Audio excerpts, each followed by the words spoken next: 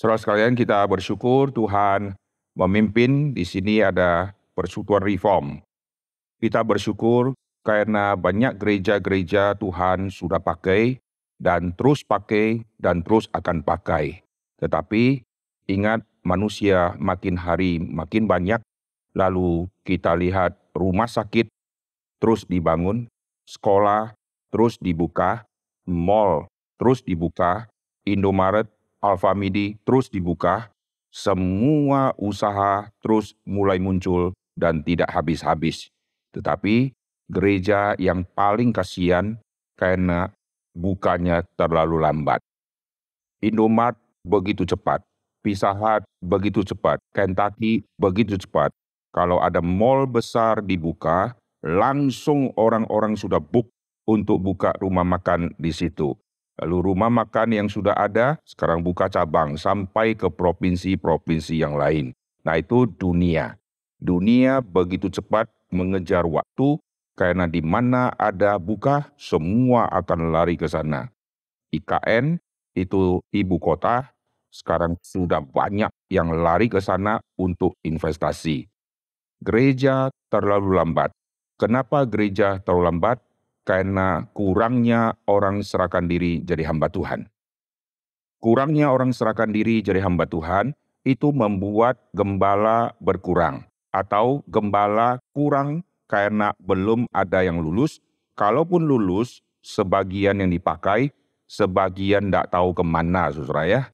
Lalu sebagian gereja mempunyai pekerja, tetapi karena ketakutan, maka mereka terus melayani yang ada. Maka kita lihat gereja-gereja tua sampai hari ini yang dulu dibangga-bangga sebagai gereja besar, sampai hari ini gereja yang besar menjadi gereja yang kecil. Dulu waktu kita kecil melihat satu mall, kita kagum-kagum. Setelah kita besar, baru kita tahu mall yang kita kagum terlalu kecil karena sudah banyak yang besar-besar. Kalau saudara lihat agama yang non-Kristen, mereka terus buka dan di hub-hub di pusat kota mereka kuasai dan mereka ibadah di situ dan besar-besar. Gereja yang dulu dianggap besar sekarang sudah sangat kecil. Maka sekarang banyak gereja kewalahan karena tidak ada tempat parkir. Dulu dia pikir orang datang naik becak, maka gereja sudah sangat besar karena masyarakat yang datang bisa isi semua, parkir tidak dibutuhkan. Sekarang untuk isi motor saja sudah setengah mati, apalagi isi mobil. Maka kita mesti berdoa, jikalau ada gereja yang benar, biar dia terus buka cabang. Amin. Amin tidak? Saudara kalau sudah jual empek-empek laku, cepat buka cabang, saudara ya, fase. Nasi Padang terus buka, nggak habis-habis, betul nggak? Kita kalau sudah pergi sampai ke luar negeri, lama nggak pulang. Kita rindu pulang kampung, lalu kita rindu makan nasi Padang, saudara. Saya bersyukur jikalau di sini ada gereja reform. Untuk bisa ada gereja reform, berarti mesti kirim hamba Tuhan ke sini. Dan untuk melayani seluruh daerah di sini, perlu nanti ada hamba Tuhan yang tetap. Oleh sebab itu, kita berdoa biar suatu saat ada hamba Tuhan yang tetap di sini. Amin. Ini masih Persekutuan Reform, tapi saya lihat ini sudah banyak orang yang ada di sini dan semua pelayan sudah mateng semua ya. Tadi slide yang ditampilkan ini semua kualitas tajam. Biasanya Persekutuan Reform, orang maklum lah, jadul-jadul semua saudara ya. Ini mic-nya juga bagus, MC, song leader semua sudah kualitas internasional saudara. Tinggal diekspor keluar saja. TV juga kualitas tajam, slide semua tulisan, komposisi, tulisan, cahaya semua bagus sekali ya. Puji Tuhan ya. Harap suatu saat di sini ada hamba Tuhan yang permanen yang tinggal di sini. Sehingga orang-orang di sini mau belajar firman, mereka bisa belajar di sini, lalu kembali ke gereja lagi dia melayani. Pangkal Pinang hampir tidak pernah ada toko buku rohani. Kalaupun ada pasti bangkrut. Lalu hamba-hamba Tuhan mau dapat pelajaran dari mana? Lihat kamar hamba Tuhan, perpustakaan hamba Tuhan secara pribadi, coba hitung ada berapa buku. Zaman waktu belum ada internet, hamba Tuhan sangat tersendiri karena tidak ada fasilitas untuk mereka gali, karena mau beli buku terlalu mahal, lalu di kota sendiri tidak ada toko buku. Sparring partner sesama hamba Tuhan itu kualitasnya kira-kira selevel. Maka setelah masa internet maju, kita bisa Google, kita bisa YouTube. Di situ hamba-hamba Tuhan ada pengharapan. Karena mereka bisa mendengarkan banyak khotbah dan tafsiran-tafsiran sekarang dibuat menjadi free dan orang bisa saksikan. Dan kita bersyukur itu melalui dunia medsos. Tapi kalau di kota tersebut ada gereja, ada hamba Tuhan yang bisa mengisi dahaga rohani, sehingga domba-domba Tuhan bisa datang, bisa tatap wajah, bisa bicara, itu jauh lebih baik. Karena di dunia medsos kita hanya nonton, tidak bisa ketemu hamba Tuhannya. Betul nggak? Betul? Maka berdoa biar di sini kelak ada hamba Tuhan. Oke? Nah, hari ini saya akan khotbahkan tema tentang Sabat dikaitkan dengan Paskah. Jarang orang khotbahkan ini. Apa hubungan Sabat sama Paskah? Ini dua hari raya besar yang seolah-olah tidak ada kaitan karena namanya saja sudah beda. Sabat, hari ketujuh. Paskah, ini setiap tahun cuma satu kali. Sabat, setiap minggu diulang-ulang karena hari ketujuh, hari ketujuh, hari ketujuh. Kalau Paskah, tunggu 1 tahun kemudian. Kalau tahun ini sekarang Paskah, tahun depan baru ada Paskah lagi. Apa kaitannya? Nah, sekarang saya akan membahas dulu tema tentang Sabat. Mari kita lihat Kejadian pasal yang kedua. Kejadian di pasal yang kedua, saya akan baca mundur di satu ayat sebelum pasal kedua ayat 1, itulah pasal 1 ayat 31. Maka Allah melihat segala yang dijadikannya itu sungguh amat baik. Jadilah petang dan jadilah pagi, itulah hari ke-6. Jadi penyelesaian penciptaan di hari ke-6 ditutup dengan kalimat jadilah petang, jadilah pagi. Kemarin di seminar saya sudah bahas perhitungan jamnya orang Yahudi. Lalu di pasal kedua ayat 1, demikianlah diselesaikan langit dan bumi dan segala isinya. Ketika Allah pada hari ketujuh telah menyelesaikan pekerjaan yang dibuatnya itu, berhentilah ia pada hari ketujuh dari segala pekerjaan yang telah dibuatnya itu. Lalu Allah memberkati hari ketujuh itu dan menguduskannya, karena pada hari itulah ia berhenti dari segala pekerjaan penciptaan yang telah dibuatnya itu. Nah, ini tema penekanan tentang Sabat yang sangat penting.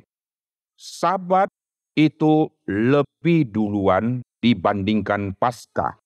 Karena Paskah baru muncul di dalam kitab Keluaran. Sabat sudah muncul di dalam kitab Kejadian di pasal yang kedua. Jadi, Sabat secara kata, secara pengertian lebih tua tema ini daripada tema Paskah. Nah, perhatikan, Sabat pertama kali muncul dihubungkan dengan hari. Lalu hari Sabat ini sebetulnya hari apa ini? Di dalam kitab Kejadian pasal kedua tidak ada penjelasan manusia mau ngapain di situ. Yang dicatat di sini Allah berhenti. Kalau Allah berhenti, biarkan saja dia berhenti gitu kan? Karena memang sudah selesai. Lalu hubungannya sama aku apa? Aku tidak bisa mencipta hari pertama, hari kedua, dan seterusnya. Aku nggak mampu untuk mengulangi semua dunia ciptaan ini. Aku tidak bisa. Dan Allah sudah selesai, ya amin. Sudah selesai. Ternyata tema Sabat ini Tuhan sisipkan nanti untuk manusia ikut merayakannya. Kita tidak disuruh merayakan hari yang pertama, hari kedua, hari ketiga, hari keempat. Kita bersyukur untuk penciptaan hari pertama, penciptaan hari kedua, mari kita rayakan. Kalau setiap hari harus dirayakan, berarti 7 hari full ada perayaan.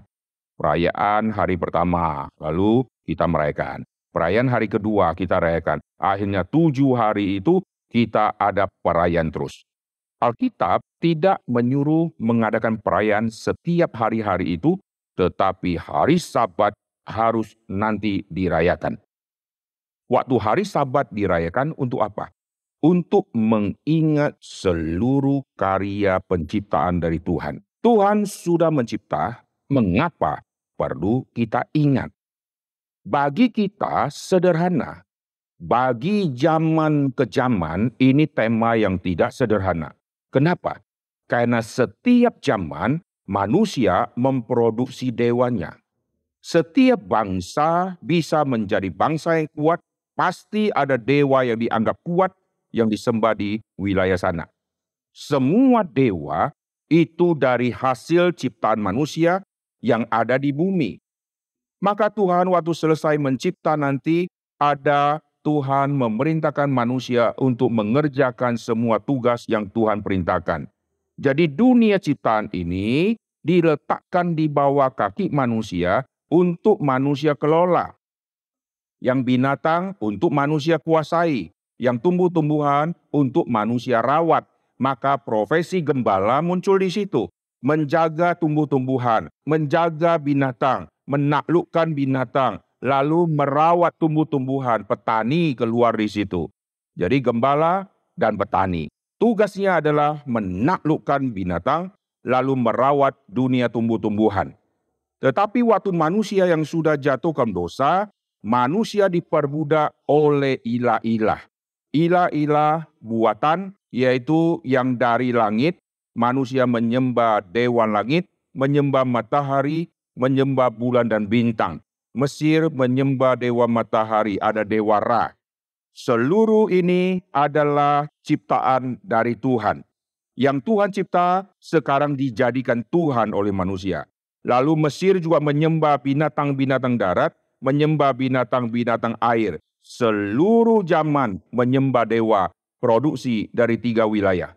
Wilayah langit, wilayah darat, dan wilayah air. Ada nanti binatang-binatang air yang dijadikan dewa. Ada binatang darat dijadikan dewa. Ada burung yang terbang di langit dijadikan dewa. Bukan hanya langit, bukan hanya darat, bukan hanya air. Nanti mereka kawinkan wilayah ini. Wilayah langit dikawinkan sama darat. Maka bentuk binatangnya binatang darat, nanti bersayap. Sayap binatang yang terbang di langit. Lalu nanti dia kawinkan lagi darat sama darat. Maka nanti yang darat, misalnya binatangnya yang tidak ada belalai, nanti mendadak keluar belalainya. Ini binatang darat yang tanpa belalai, dikawinkan sama binatang darat yang berbelalai, yaitu gajah, maka muncul satu binatang yang baru dan ilah yang baru. Manusia gabung sama yang air, maka nanti wujudnya binatang A, tapi tubuhnya bersisik seperti ikan. Atau nanti kepalanya bisa ikan, atau nanti kepalanya bisa manusia, badannya banteng. Ingat Scorpion King itu. Ini kombinasi dari 3 wilayah dikawinkan. Bisa kawinkan langit sama darat, bisa darat sama air, bisa kawinkan langsung 3 wilayah. Langit, darat, dan air gabung menjadi begitu banyak.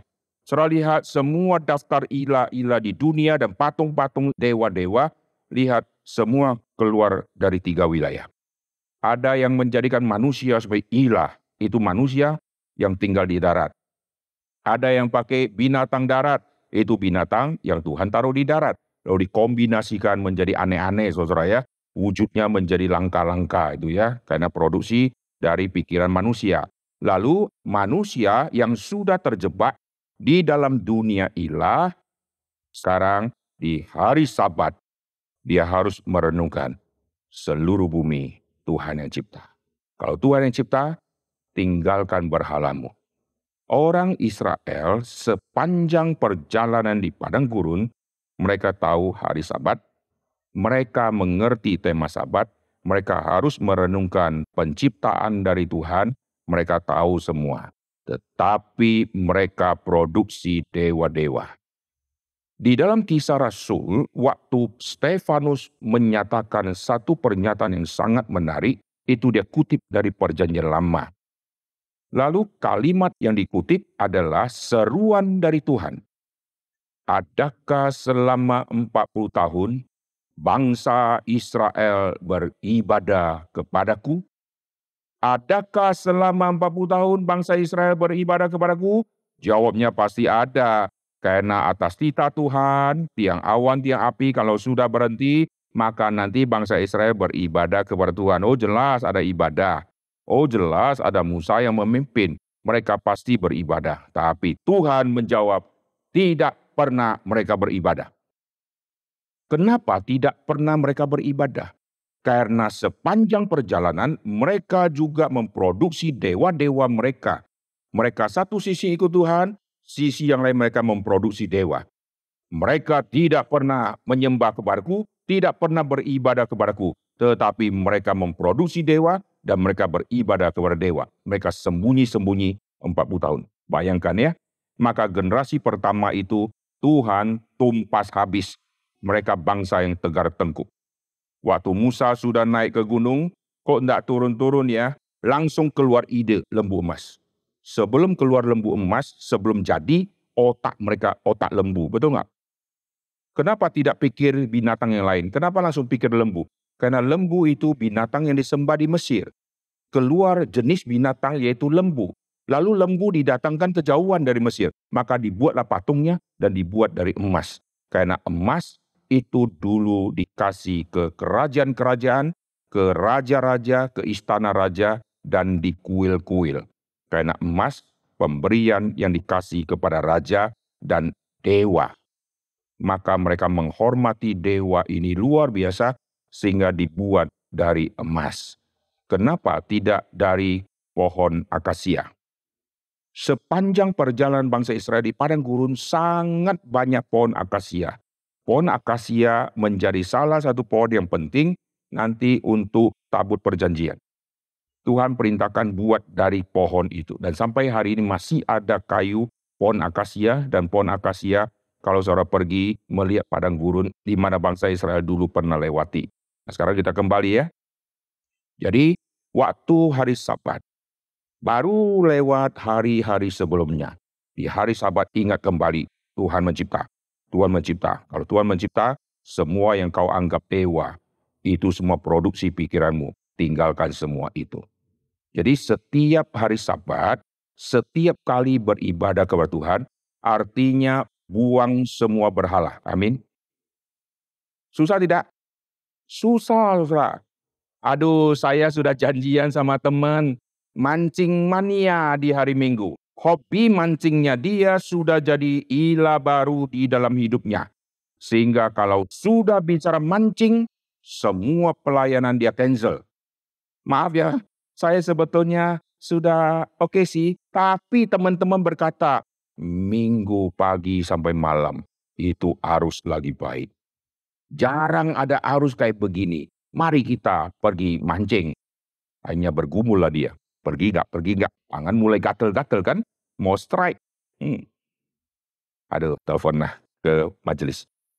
Gini loh Pak, saya bukan tidak mau melayani. Tapi kan gini loh, kalau ada yang bisa menggantikan itu jauh lebih baik. Tapi nggak bisa, kita sudah jawabkan, gini loh Pak, boleh nggak minta tolong Pak, saya ada berhalangan, nggak malu-malu kasih tahu saudara ya. Kalau ada yang bisa geser, nanti saya isi di jauh dia isi di jauh saya.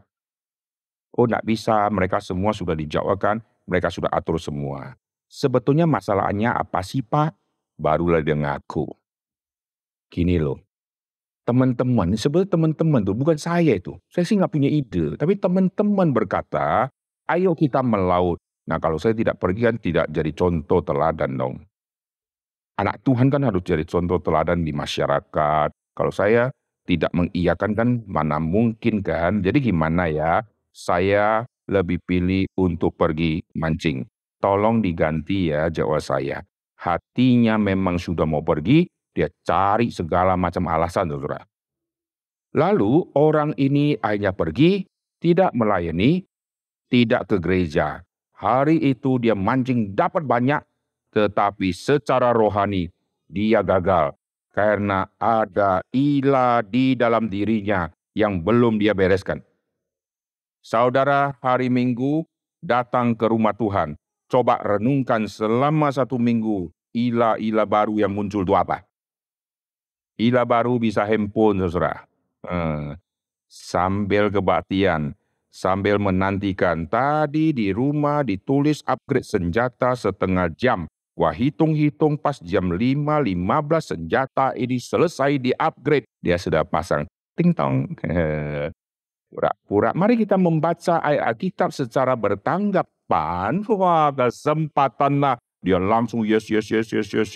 Apalagi yang main farm itu, yang kebun-kebun ya. Wortel sudah panen, lalu strawberry sudah panen, lembu sudah punya anak, lalu ayam sudah berkotek-kotek itu, sudah bertelur. Kalau saya tidak ambil, nanti pecah telurnya.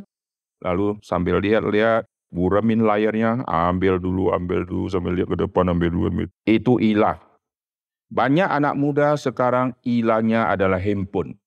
Dan banyak orang tua ilahnya juga handphone. Ayo jujur. Saudara bangun pagi, apa yang saudara pegang duluan? Ayo jujur. Selain lampu on off. Bantal. Langsung cari handphone, betul nggak? Coba nanti malam ya.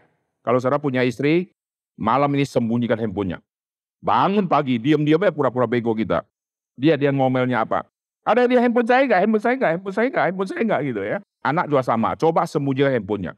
Begitu dia bangun, dia gelisah. Mana ya?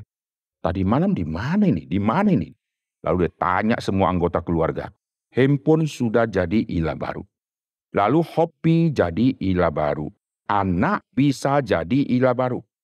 Saking sayangnya sama anak. Waktu hari Minggu pagi bangun agak sedikit flu.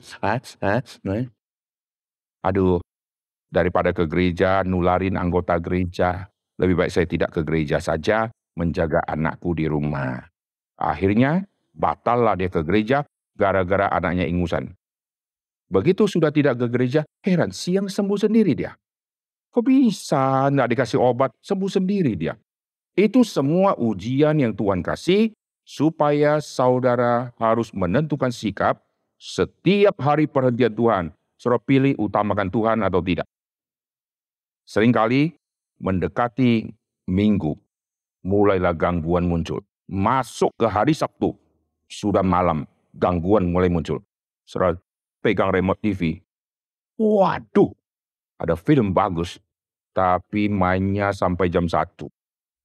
Lalu nonton drakor, rencananya tidur jam 9. Satu episode, janji sama Tuhan, satu Tuhan. Sudah satu penasaran, jadi pacaran nggak dia? Jadi pacaran nggak nih? Jadi pacaran. Nonton episode kedua, masih nggak ada jawaban. Dibuat penasaran, mati nggak dia? Mati nggak nih? Episode ketiga, akhirnya jam 4 baru tidur dia. Waktu bangun pagi, mulai pusing-pusing, mulai cari alasan, dan tidak ke gereja. Setiap hari Sabtu gangguannya banyak, betul nggak? Saudara rasa nggak? Nanti setelah sampai ke gereja, gangguan datang lagi. Baru datang mandi, sudah selesai segar bugar, di mobil ngakak-ngakak. Sampai ke gereja, kita akan dengarkan firman Tuhan. Tidur dia, heran. Nanti setelah bangun, logikanya dia pulang tidur pulas. Sampai tengah malam nggak tidur. Loh, heran. Kok di gereja dia ngantuk, di luar kok matanya melek 2000 watt, di gereja sisa 5 watt. Kok bisa ya? Itu gangguan banyak sekali. Lihat ya, hari Sabat Tuhan berkata di dalam kitab Kejadian melalui Musa yang tulis, Tuhan berkati. Tuhan berkati hari itu. Hari 1, 2, 3, jadilah petang, jadi pagi. Tidak ada kata Tuhan memberkati hari 1, 2, 3, 4, 5. Tapi hari Sabat Tuhan memberkati. Sampai hari ini berkat muncul di hari perhentian. Maka setiap kali ibadah ditutup dengan berkat. Betul nggak? Kiranya Tuhan lalu angkat tangan. Dalam nama Bapa, Anak, dan Roh Kudus, berkat turun. Tuhan memberkati melalui hamba Tuhan yang melayani untuk memberkati umatnya. Jadi hari Sabat itu hari yang sangat penting dan Tuhan menguduskan hari itu. Tuhan memerintahkan manusia, kuduskanlah hari ini. Hari Sabat itu hari yang sangat penting. Mari kita lihat pasal kedua ayat ketiga, nanti kita akan bandingkan dengan 10 hukum. Lalu Allah memberkati hari ke-7 dan menguduskannya. Menguduskan artinya memisahkan dari hari-hari yang lain. Hari yang satu, hari yang kedua, hari yang ketiga, semua hari bagus. Tetapi ada hari yang dikhususkan, yang dipisahkan. Itu artinya dikuduskan. Mari kita lihat Keluaran di pasal yang ke-20. Semua daftar 10 hukum, hanya hukum tentang Sabat yang dijabarkan panjang lebar. Ada apa dengan Sabat ini? Hukum 1, hukum 2, hukum 3. Tidak dijabarkan panjang lebar. Sampai kepada hukum yang hari Sabat, ayat ke-8. Ingat dan kuduskanlah hari Sabat, dijelaskan panjang lebar, diulangi cerita tentang penciptaan.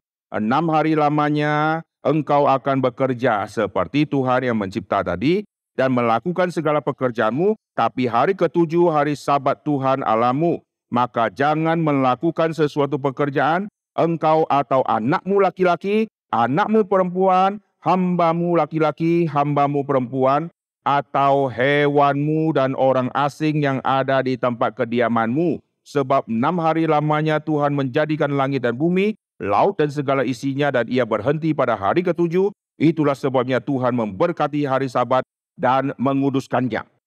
Jadi Tuhan memerintahkan orang-orang waktu itu menguduskan hari itu, dan hari itu kamu harus stop semua kegiatanmu, fokuskan kepada Tuhan untuk melihat karya Tuhan. Karena hari itu ada berkat Tuhan yang Tuhan akan berikan dan Tuhan akan turunkan. Oleh sebab itu sampai hari ini orang-orang Yahudi, waktu mereka rayakan Sabat di hari ke-7, mereka begitu antusias karena mereka tahu inilah hari di mana Tuhan memberkati. Dan kami masuk di hari yang Tuhan berkati, kami yang ada di dalam hari itu, kami pun ada di dalam berkat-Nya Tuhan. Dan mereka begitu antusias untuk menantikan berkat-Nya Tuhan. Kita kalau ke gereja, belum doksologi, belum berkat, sudah kabur duluan. Orang Yahudi lain, mereka menantikan. Saudara kalau kebaktian, datang sudah mau khotbah. Pulang, belum doksologi. Kabur duluan gitu ya. Kenapa? Macet nanti keluarkan mobil susah. Jarang orang menantikan sampai doa berkat dan tutup semua.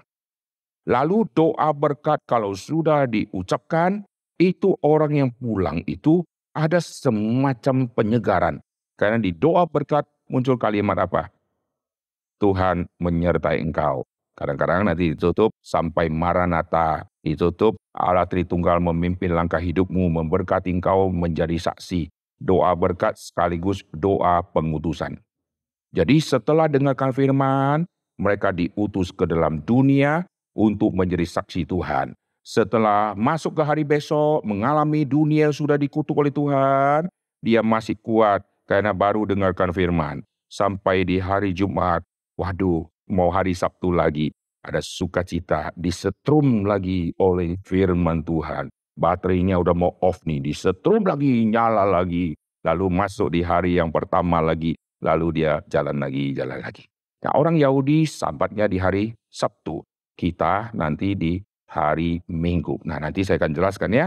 Nah, kita kembali, hari Sabat itu Tuhan tetapkan dan Tuhan perintahkan untuk manusia lakukan hal itu. Manusia perlu rest. Ini menarik.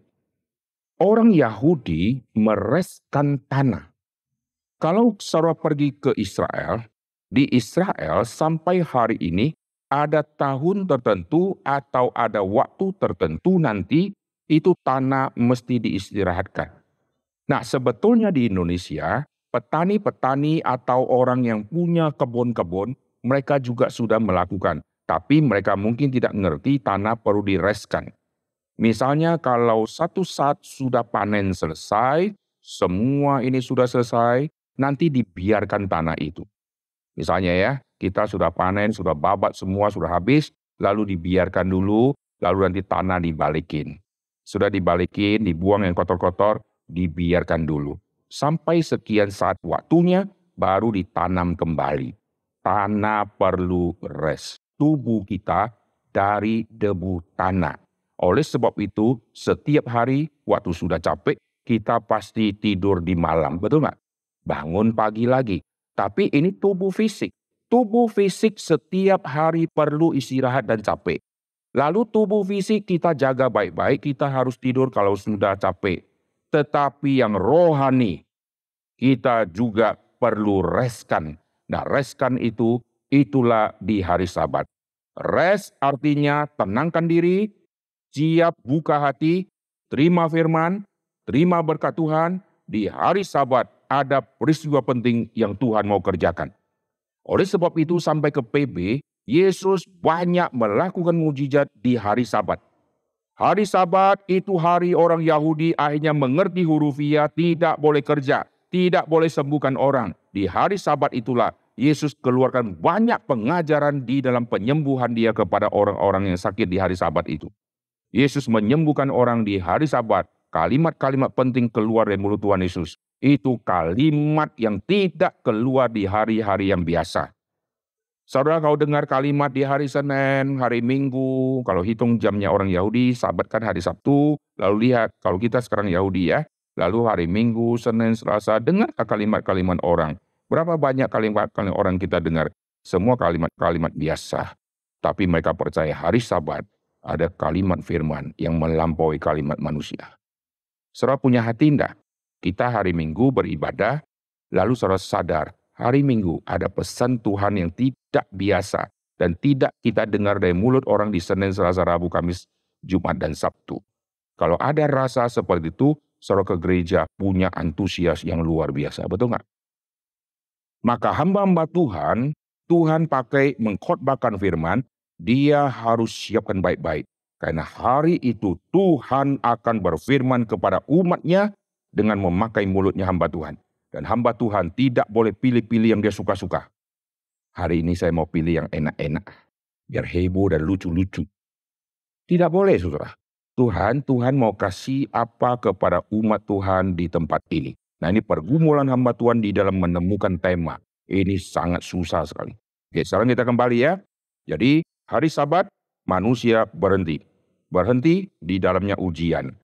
Hari Sabat, di mana orang-orang semua bisa dapat untung jauh lebih banyak. Tetapi kenapa engkau nanti tutup toko? Nah, ini ujian ya. Kau tetap mau cari-cari untung, omsetnya naik di hari di mana kau ibadah, lalu akhirnya orang dapatkan uang, lalu pakai alasan, uang ini saya pakai untuk pekerjaan tangan Tuhan. Biasa alasan ya. Padahal yang dia pakai jauh lebih banyak daripada yang dia serahkan untuk Tuhan. Itu semua kamuflase saja, saudara ya. Oke, sekarang kita kembali ya. Jadi lihat ya, hari Sabat itu hari ke-7.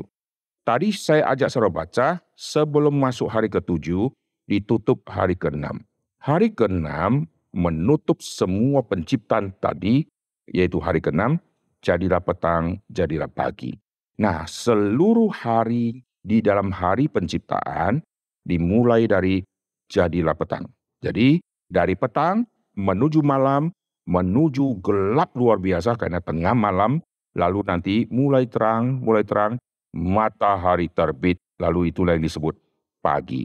Nah, Alkitab mau menyatakan setiap hari ditutup dengan pagi, ditutup dengan terang.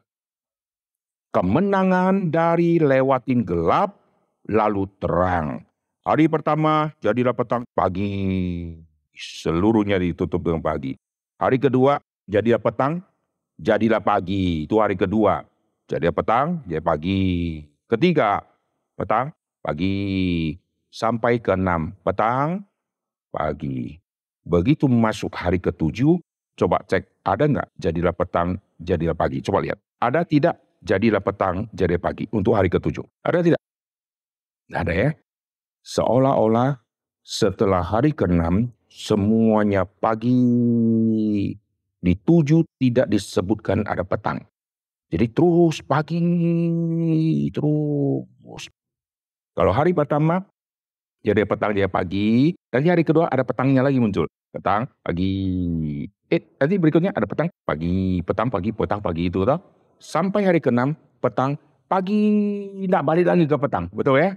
Nah, ini kalimat yang sangat penting, berarti ditutuplah seluruh penciptaan dengan pagi terus. Lalu keluarlah tema hari ke-7, Tuhan memberkati. Nah, perhatikan nanti waktu kita gabung sama tema Paskah, kita akan menemukan Sabat yang tergelap sepanjang sejarah Yahudi. Kita masuk di hari Sabat melalui kitab Kejadian, itu hari ke-6 tutup dengan pagi. Lalu masuk ke hari ke-7 masih pagi. Seolah-olah tidak ada lagi petang, nggak ada lagi yang menggelapkan dia. Nanti waktu gabung sama tema Paskah, kita akan lihat kegelapan Sabat yang sangat mengerikan. Nah, orang Yahudi Sabatnya hari ke-7, karena ikut Alkitab. Lalu orang Kristen kita ambilnya di hari Minggu. Hari Minggu itu hari pertama. Hari pertama itu hitungan orang Yahudi. Dan hari pertama itu hari yang sangat penting. Maka hari pertama disebut jadilah terang. Nah, sekarang perhatikan ya. Waktu sampai hari yang ke-6, jadilah petang, jadilah pagi. Lalu yang hari yang ke-7 tidak disebut jadilah petang, jadilah pagi.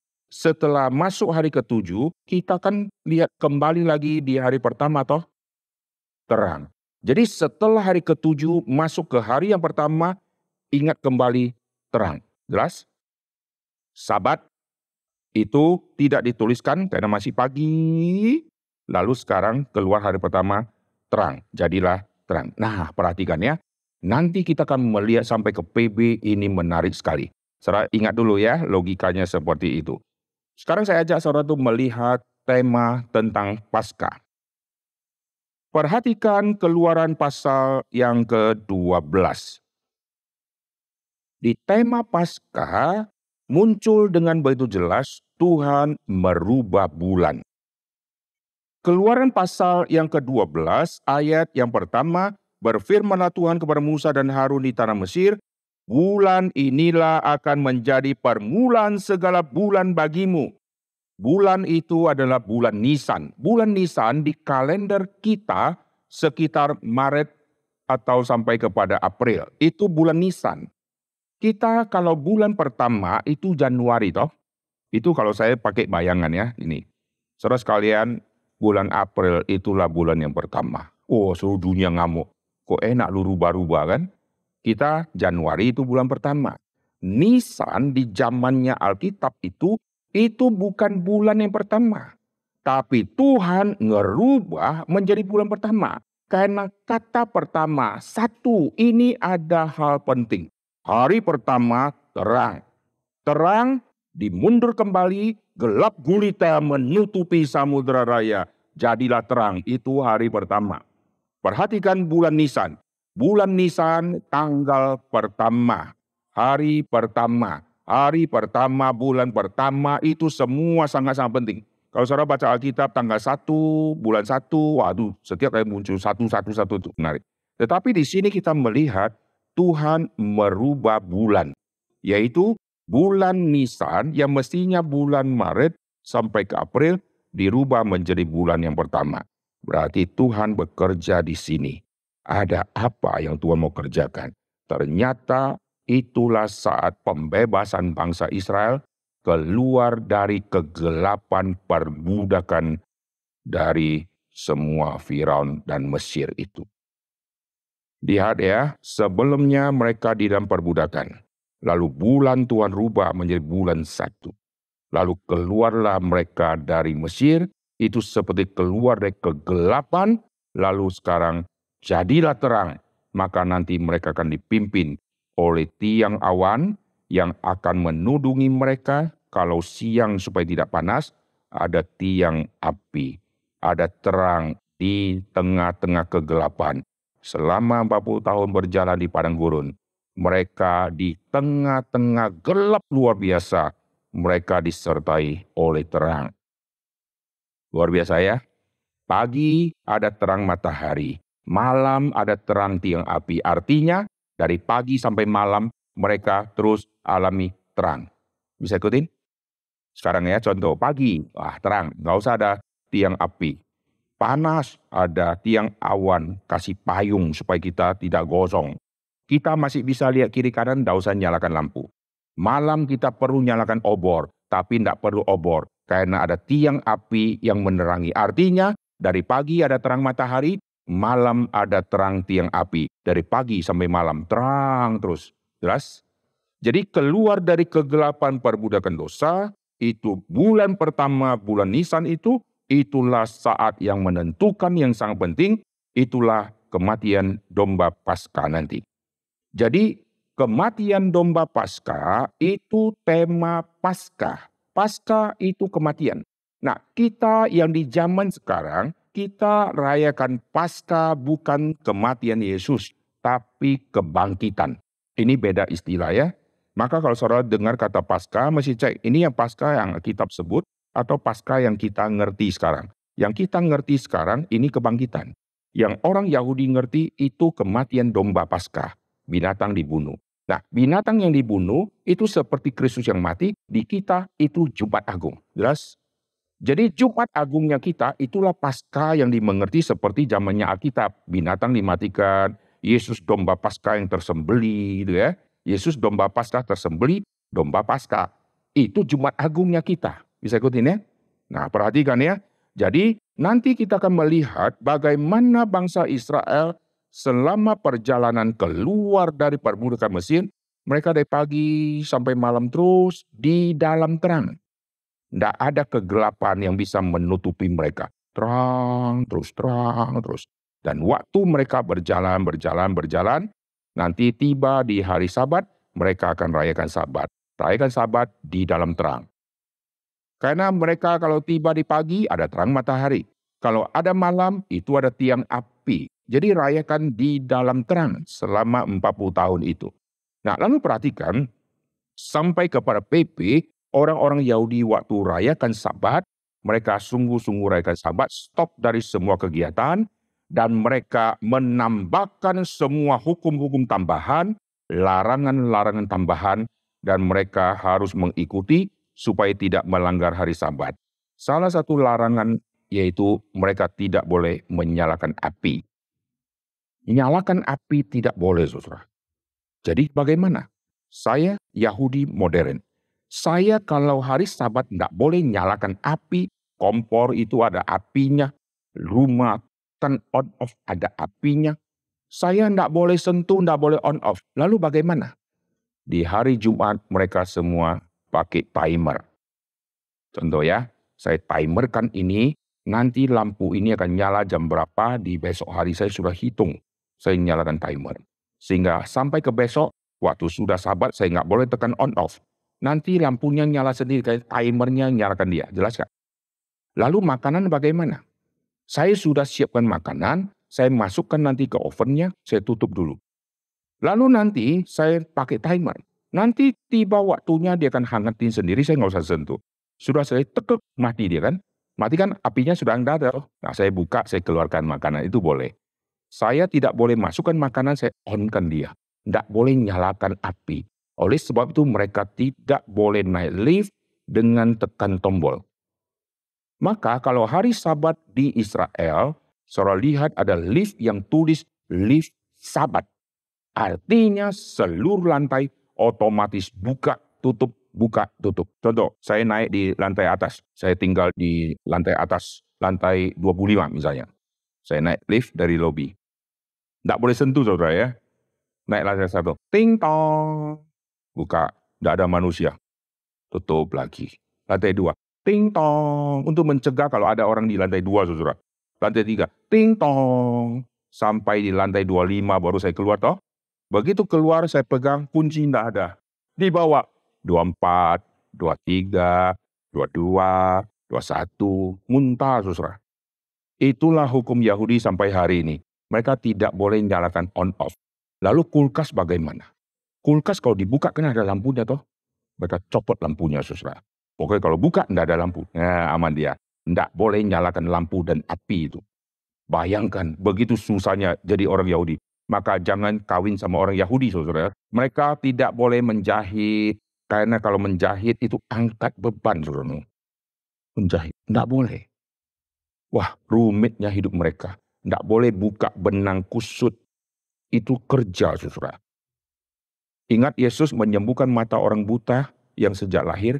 Yesus kasih liur yang ada tanah dicampur-campur itu kan. Kayak salep kan, ditempel kan. Kenapa ditempel? Supaya waktu dia jalan, dia angkat barang nih. Itu jatuh di hari Sabat. Yesus suruh dia, pergi, basuh dirimu. Berarti angkat barang. Ini nggak boleh. Ada benda di sini lalu jalan-jalan gini, itu melanggar hari Sabat. Pergi ke sana, basuh dirimu, ambil air gini-gini. Itu melanggar hari Sabat. Tapi orang buta ini begitu taat Tuhan Yesus dan dia pergi. Lalu dia sembuh. Alkitab catat, hari itu hari Sabat. Maka murid kan tidak berani bantu dia jalan toh. Masa orang buta pergi sendiri lu nggak bantu? Kalau gua ikut bantu, gua ikut andil mensukseskan dia melanggar hari Sabat. Saya berdosa. Maka murid-murid semua diam-diam kan? Biar orang ini yang pergi sendiri. Itu alasannya, saudara. Nah, sekarang kita kembali ya. Nah, orang-orang Yahudi mengerti Sabat betul-betul off, tidak kerja. Lalu mereka sungguh-sungguh beribadah, mereka memuji Tuhan, mereka nyanyi dan seterusnya. Mereka sangat mengharapkan ada berkat Tuhan turun kepada mereka, karena janji Tuhan memberkati hari yang ke-7. Oke, sekarang masuk ke tema Paskah. Tuhan set bulan menjadi angka 1. Nanti di tema Sabat, hari ke-7 menjadi hari 1. Jadi set hari 7 menjadi 1. Hari ke-7 menjadi hari pertama. Set bulan, mestinya Maret atau April, dirubah menjadi bulan yang pertama. Ini dua perayaan yang Tuhan rubah menjadi satu yang menarik. Nah, Alkitab tidak catat Tuhan merubah 7 menjadi 1, tetapi sejak kebangkitan Tuhan Yesus, semua murid-murid Tuhan Yesus, mereka berkumpul di hari 1. Hari yang pertama, itu artinya. Hari yang pertama, bukan tanggal 1 ya, karena tanggal 1 kan setiap bulan baru muncul sekali. Hari yang pertama itu setiap minggu kan setelah hari ke-7 kembali ke hari pertama. Dan mereka berkumpul di hari yang pertama. Waktu mereka berkumpul di hari pertama, mereka kumpul bukan ikut tradisi Yahudi, mereka kumpul berdasarkan perintah Tuhan Yesus. Setiap kali kamu memakannya, itu roti yang Tuhan Yesus pecahkan. Setiap kali kamu makan dan minum, ingatlah akan aku. Maka di hari pertama, waktu mereka kumpul, mereka beribadah, nyanyi, mereka bertekun di dalam ajaran Rasul. Sabat, bertekun di dalam ajaran Nabi. Itu PR. Mereka yang sudah Kristen bertekun di dalam ajaran Rasul. Karena PP menggenapkan PR. Orang Yahudi masih pakai PR karena mereka masih menunggu penggenapannya. Mesias belum datang. Orang Yahudi yang Kristen di PP, mereka berkumpul merenungkan ajaran Rasul. Ajaran Rasul bicara tentang Yesus. Ajaran Nabi menubuatkan Yesus akan datang. Ajaran Rasul bicara Yesus sudah datang, sudah lahir, sudah mati, dan dia sudah naik ke surga. Dan kami saksinya. Itu bedanya. Maka saya kalau orang Yahudi yang sudah jadi Kristen, saya masih ke sinagog di hari ke-7, hari Sabat. Tetapi ada satu hari yang khusus saya kumpul dengan teman-teman Kristen, itulah hari pertama. Hari pertama itu hari di mana Yesus dimasukkan ke dalam lubang saat dia mati, dikubur di situ, dan hari pertama Yesus keluar dari kubur. Itu kebangkitan. Kebangkitan berarti dari gelap kematian, dari lubang kubur yang gelap, turun ke dalam kerajaan maut, sekarang Yesus bangkit keluar. Jelas? Dan Alkitab catat pagi-pagi benar. Waktu mereka ke kubur, kubur sudah terbuka. Pagi, itu terang saudara. Jadilah petang, jadilah pagi. Ini pagi, terang. Kenapa disebut pagi? Karena sebelumnya malam, gelap. Nah lihat ya, Yesus mati di Jumat jam 3 sore. Jam 3 sore Yesus mati, lalu sisa 3 jam akan menjadi jam 6 sore. Begitu lewat 3 jam, mereka masuk di hari Sabat. Hari Sabat itu masuk di hari Sabtu. Oke? Nah, hari Sabtu itu, itulah hari yang paling gelap dan Sabat yang paling gelap. Sabat renungkan kemenangan Tuhan, karya Tuhan yang luar biasa. Sabat di mana Yesus ada di dalam kuburan, itulah sabat yang tergelap di dalam seluruh kehidupan seluruh umat-umat Tuhan. Karena itulah yang mestinya manusia tanggung, yang harus masuk ke dalam dunia maut karena upah dosa. Tapi Yesus masuk ke dalam. Di hari Sabat itu tidak ada karya Tuhan, tidak ada khotbah, tidak ada mujizat, karena Yesus ada di dalam lubang kubur. Di tengah-tengah kegelapan lubang kubur yang menutup dia, nanti hari kebangkitan, terbukalah batu yang tadi digulingkan tutup, sekarang terbuka batu itu, dan Yesus sudah tidak ada di situ. Yesus sudah bangkit. Maka kebangkitan Tuhan Yesus di hari pertama, Alkitab katakan di hari pertama minggu itu hari Minggu, saudara. Di hari Minggu itu hari kemenangan, hari terang, menang, semua itu. Nah sekarang kita beribadah di hari pertama, itu hari terang, hari menang, sudah gelap lewat, sekarang sudah menang. Maka setiap hari Minggu itu sebetulnya hari kebangunan rohani. Amin. Hari kebangunan rohani itu hari Minggu. Jikalau gereja kita hadir, itu hari ketiduran rohani, bahaya saudara. Banyak gereja tidak mengisi semua kebutuhan rohani dari jemaat. Jemaat seolah-olah merasakan hadirat Tuhan, tapi firman-Nya tidak tertanam di hati jemaat, karena dia khotbahkan itu tidak tahu isinya apa. Sekarang ada gereja yang sebelum khotbah undang stand up comedy untuk tampil dan melawak di situ. Stand up comedy diundang di dalam gereja. Coba bayangkan, gereja menjadi tempat orang stand up di situ. Dan pendeta-pendeta kalau khotbah serius tidak ada pendengar. Kalau khotbahnya banyak lucunya, pendengarnya banyak, saudara. Orang tidak mau dengar khotbah, yang mau yang lucu-lucu. Manusia membutuhkan hiburan, iya. Tapi jangan jadikan gereja untuk hiburan anak muda. Sekarang gereja menjadi hiburan anak muda. Biar anak muda berimprovisasi. Akhirnya kita masuk ke gereja, kita bingung. Ini night club atau bukan nih? Lampu-lampu kedap-kedip. Wah, terdengar suara teriak. Wih, kita bingung saudara. Rumah Tuhan kok jadi begini? Kalau masuk ke Katolik, hening. Sunyi. Datang, langsung berlutut, berdoa. Datang ke gereja tertentu, kita bingung. Wah, semua sudah heboh. Wah, kita datang terlambat. Sudah loncat-loncat semua. Gereja sudah berubah untuk menghibur jemaat. Remaja dihibur, kebaktian minggu juga hibur semua orang kebaktian minggu. Akhirnya apa yang terjadi? Firman-Nya tidak ada bobot pun orang amin. Karena hati dipuaskan, karena sudah dihibur. Ini mengerikan. Kita di Reform, peperangan rohani yang sangat besar adalah terus konsisten tanamkan firman Tuhan. Banyak gereja sudah kurang di jam khotbah. Saya pernah hadir di satu gereja cukup besar di satu tempat. Saya duduk, begitu hamba Tuhannya naik, setelah doa saya mulai hitung. 5 menit selesailah khotbah dia. 5 menit, saudara. Total jam kebaktian 2,5 jam. Khotbahnya 5 menit. Bayangkan. Sekarang gereja porsinya lebih banyak mana? Nyanyi atau firman?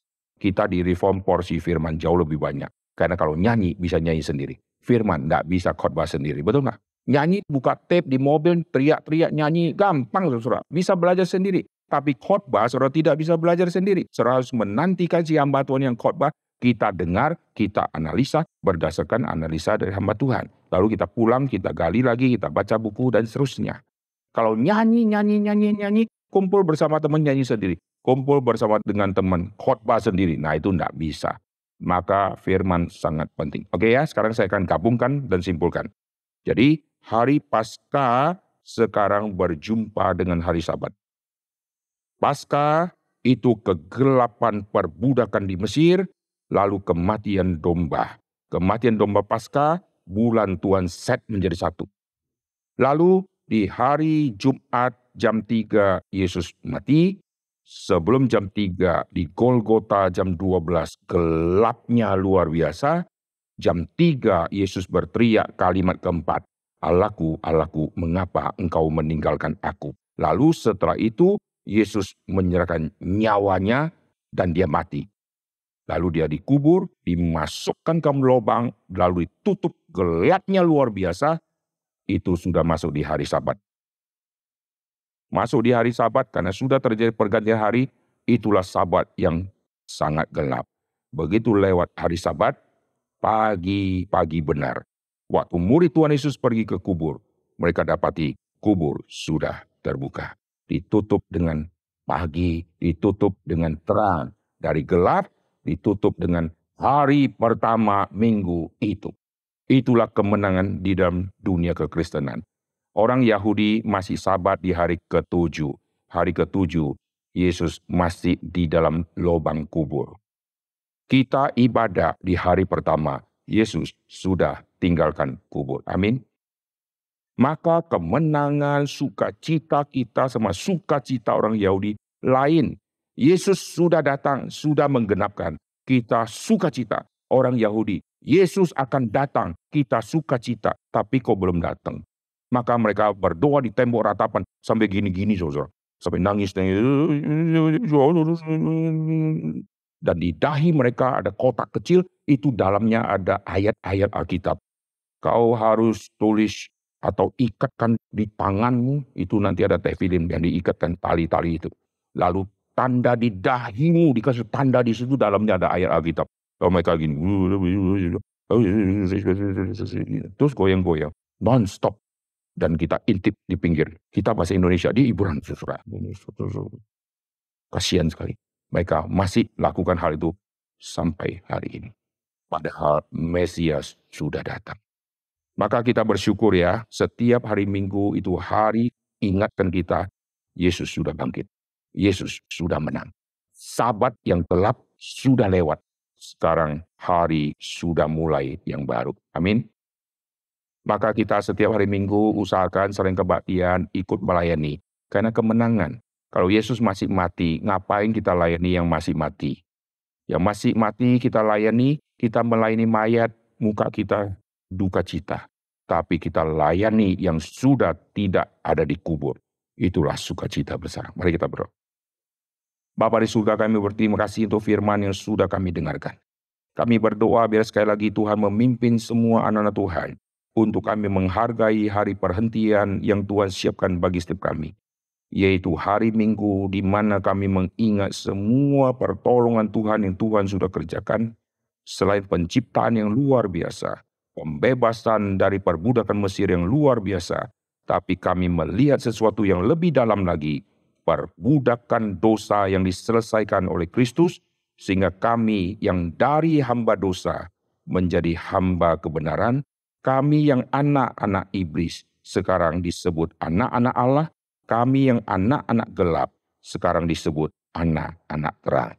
Oleh sebab itu setiap hari Minggu saat Tuhan membangunkan kami, itulah saat terang akan menuntun langkah hidup kami, kesegaran dari firman yang akan menerangi hati kami melalui gereja Tuhan. Dan setiap saat kami melangkah, ada terang firman yang menuntun jejak-jejak kaki kami di dalam melangkah.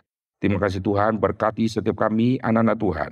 Tumbuhkanlah rohani kami, dengar doa kami, dalam nama Tuhan Yesus kami berdoa. Amin.